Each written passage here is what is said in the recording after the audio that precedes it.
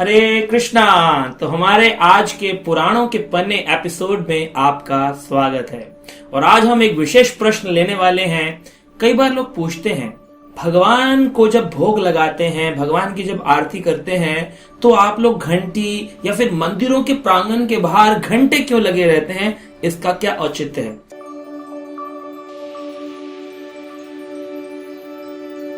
आइए आज शास्त्रों के अंदर जरा विचार करते हैं। स्कंद पुराण के अंदर एक बहुत महत्वपूर्ण श्लोक आता है जहां पर वर्णन किया गया, मदये अर्चना वेलायाम घंटानादम करोति या नाशयन्ति तस्य पापानि शतः जन्मार्जितः अन्यपि। इसमें कहते हैं मदया अर्चन वेलायाम, यानी कि भगवान श्री कृष्ण की जब अर्चना की जाती है, भगवान का जब भोग लगाया जाता है, भगवान की जब पूजा आरती की जाती है, घंटा नादम करोति, अगर कोई घंटी बजाता है या बड़े घंटे बजाता है तो क्या होता है? नाशयन्ति पापानि, सारे जन्मों के पाप जो है वो नष्ट हो जाते हैं। शास्त्र कहते हैं स्कंद पुराण 100 जन्मों के, शत जन्मों के यानी 100 जन्मों के पाप नष्ट हो जाते हैं। शत जन्म अर्जित अन्य अपि, और कोई अन्य पाप भी हो उस व्यक्ति के सभी प्रकार के पाप नष्ट हो जाते हैं। यानी कि भगवान को भोग लगाते वक्त, आरती करते वक्त कोई घंटी बजाता है तो उस व्यक्ति के 100 जन्मों के पाप नष्ट हो जाते हैं। ये एक घंटे के अंदर शक्ति है। अब भगवान की इस बात को समझना पड़ेगा कि भगवान कृष्ण की उपासना में जब हम इस घंटी का उपयोग करते हैं, ये पंच धातु की बनी होती है। और इससे क्या होता है? इस पंच धातु के अंदर इतनी शक्ति होती है कि इसकी जो एक स्पेशल साउंड निकलती है उससे पॉजिटिविटी क्रिएट हो जाती है, हमारे चारों तरफ पॉजिटिव वातावरण हो जाता है। और नेगेटिविटी यानी कि कई प्रकार की जो हमारी नेगेटिव वाइब्रेशंस हैं वो दूर चली जाती हैं भगवान की घंटी या घंटा मंदिरों में बजने से।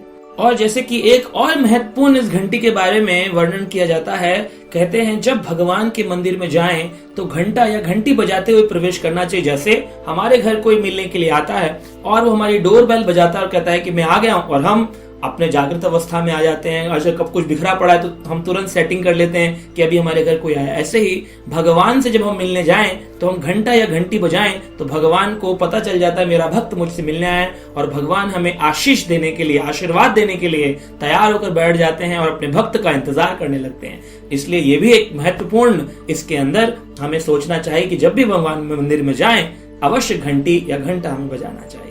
और क्या है कि कई कई जीवात्माएं होती हैं, जैसे कि कोई चींटी पैर के नीचे आके मर गई या कोई कॉकरोच मर गया उसी घर में, और कई लोग रोड एक्सीडेंट में मर जाते हैं। ऐसी कई जीवात्माएं घूमती रहती हैं मंदिर के प्रांगण के बाहर और वो उपासना करने में परेशानी करती हैं भगवान की।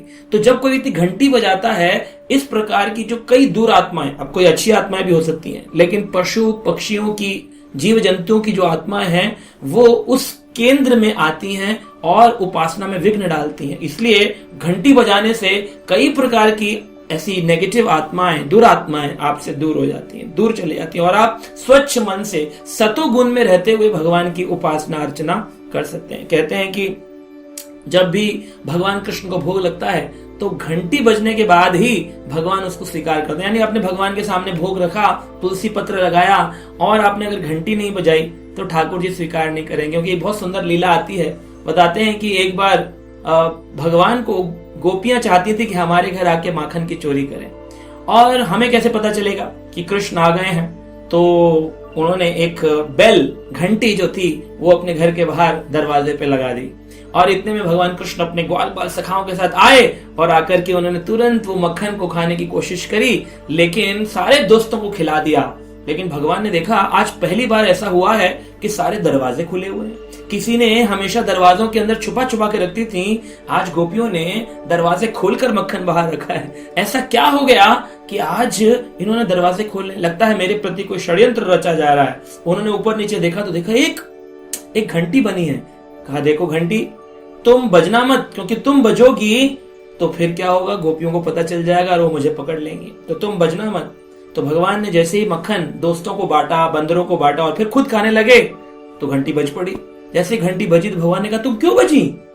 तो घंटी कहती है ठाकुर जी आप ही ने मुझे ये सेवा दी थी कि जब आप भोजन तभी ग्रहण करते हैं जब मेरी ध्वनि सुन लेते हैं। अब आपने अपने मुख के पास जैसे ही अपने हाथ को लेके गए, मैं तुरंत ही बज पड़ी। तो घंटी के ऊपर कई बार आप देखेंगे कुछ बने होते हैं, जैसे हनुमान बने होते हैं या गरुण या शेषनाग आदि बने होते हैं। ये सब भगवान के सेवक हैं, तो इसे बोलते गरुण घंट या फिर हनुमान घंट या शेष घंट बोला जाता है। और इनके द्वारा भगवान की उपासना होती है। ये सभी भगवान के सेवक हैं, भगवान की सेवा करना चाहते हैं। और सेवा, घंटी की सेवा यही है कि ठाकुर जी तभी भोजन ग्रहण करेंगे जब घंटी की आवाज सुन लेंगे। इसलिए शास्त्र कहते हैं, एक तो भगवान घंटी की आवाज सुनते हैं, दूसरा हमारे 100 जन्मों के पाप चले जाते हैं, दुरात्माएं दूर हो जाती हैं, पॉजिटिविटी क्रिएट होती है और नेगेटिविटी दूर चली जाती है। इसलिए अवश्य भगवान की सेवा में घंटी और घंटों का उपयोग करना चाहिए।